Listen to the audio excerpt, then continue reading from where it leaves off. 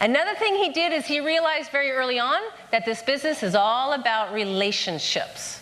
Not just the relationships with the guests, but relationships with the people that you work with. So he took it upon himself.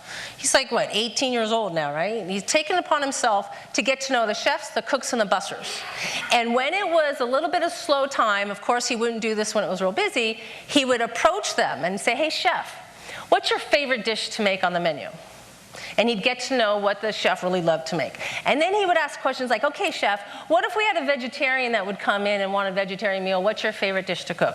Now, what if we had a customer that had this in and they wanted a substitution? What substitution do you love to do or are you okay with? You know, so he got to know what the chefs and what the cooks liked and didn't like, so that when he would talk to the guests who had special requests, he would speak from experience with no surprises in the back of the house.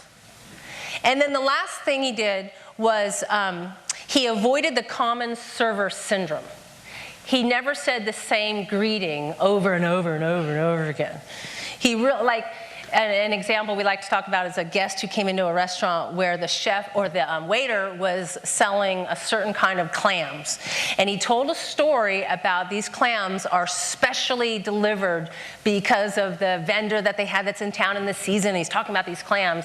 And then for some reason, in the conversation of, you know, he was talking about his cat. And he told a story about having to take his cat to the vet. He's okay now, but it was like, oh, I'm getting to know the waiter, he's going through challenges with his cat, and oh, I guess we're gonna order the clams. I mean, it was kind of weird, but they felt a connection with the waiter.